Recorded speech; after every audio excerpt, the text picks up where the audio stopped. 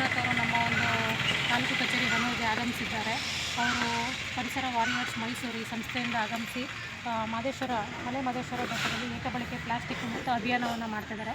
So ಈ ಮೂಲಕ ನಾವು ಎಲ್ಲ ದಾನಿಗಳಲ್ಲಿ ಹಾಗೂ ಪಾದಯಾತ್ರೆಗಳಲ್ಲಿ ಮನವಿ ಮಾಡೋದೇನು ಅಂತಂದರೆ, ಏಕಬಳಕೆ ಪ್ಲಾಸ್ಟಿಕ್ಕನ್ನು ನಿಷೇಧ ಮಾಡಿದ್ದೀವಿ ಈಗಾಗಲೇ ಬೆಟ್ಟದಲ್ಲಿ. ಹಾಗಾಗಿ ಇಲ್ಲಿ ಬರ್ತಕ್ಕಂಥ ಅವರೆಲ್ಲರೂ ಪ್ಲಾಸ್ಟಿಕ್ಕನ್ನು ತ್ಯಜಿಸಿ ಬರಬೇಕು ಅಂತ ಹೇಳಿ ಒಂದು ಮನವಿ ಮಾಡ್ಕೊತಾಯಿದ್ದೀವಿ.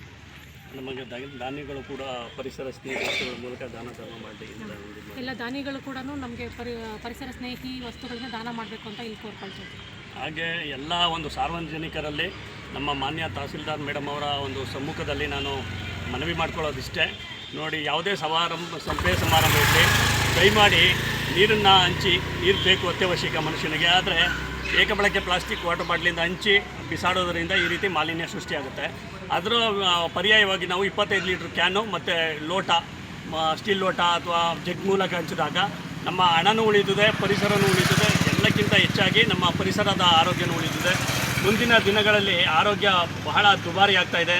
ದಯಮಾಡಿ ಕರ್ನಾಟಕ ಸರ್ಕಾರಕ್ಕೆ, ಜಿಲ್ಲಾಡಳಿತಕ್ಕೆ, ತಾಲೂಕು ಆಡಳಿತಕ್ಕೆ, ಮಲೆಮಹದೇಶ್ವರ ಕ್ಷೇತ್ರ ಅಭಿವೃದ್ಧಿ ಪ್ರಾಧಿಕಾರಕ್ಕೆ ಹಾಗೂ ಮಲೆಮಹದೇಶ್ವರ ವನ್ಯಜೀವಿಧಾಮ ಅರಣ್ಯ ಇಲಾಖೆಗೆ, ಪರಿಸರ ಹೋರಾಟಗಾರರಿಗೆ ಬೆಂಬಲಿಸಬೇಕೆಂದು ನಾನು ಎಲ್ಲರಲ್ಲೂ ಮನವಿ ಮಾಡುತ್ತೇನೆ.